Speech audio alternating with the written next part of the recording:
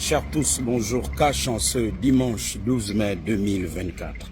Ce matin, je suis devant le mémorial du premier président du Gabon, Léon-Mba. Je fais cette vidéo pour plaider en faveur de sa réouverture. Ce mémorial est fermé depuis plusieurs mois. Et au moment où l'on parle de la restauration des institutions, il y a urgence à réouvrir ce mémorial, le mémorial du premier président du Gabon.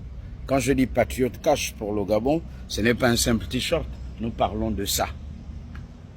Des grandes figures qui ont marqué l'histoire du Gabon. Souvenez-vous, lors d'une précédente vidéo, je vous ai parlé du livre à rééditer, à restaurer aussi, signé de Gaston Rapotchombo, le père, celui qui a mis en place les archives nationales du Gabon. Là-bas aussi, c'est une autre paire de manches. Après ici, je serai de ce côté pour vous montrer, mais alors là, l'agonie des archives nationales du Gabon, et c'était concevable. Donc, ce mémorial est fermé.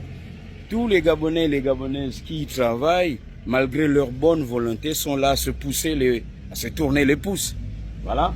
Comme ce sera le cas demain, lundi 13 mai 2024, à lire les journaux, l'Aube, La Loupe, Écho du Nord, ou l'Union, ou aller surfer sur Internet.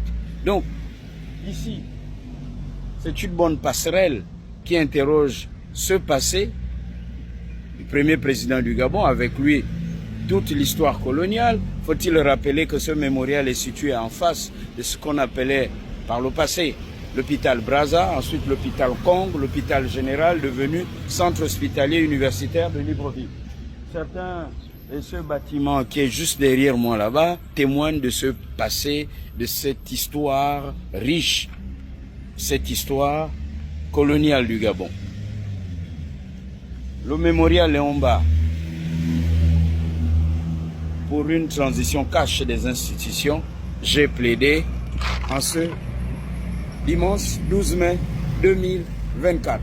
Cela permettra aux amis du Gabon et aux Gabonais, à nos enfants, de découvrir l'histoire de notre pays via ce tome, Léon-Mba, né à la confluence des cultures, tout de même, oui, avec son histoire politique, son histoire falsifiée par l'administration coloniale, ce qui expliquera d'ailleurs son séjour, son exil forcé en Centrafrique.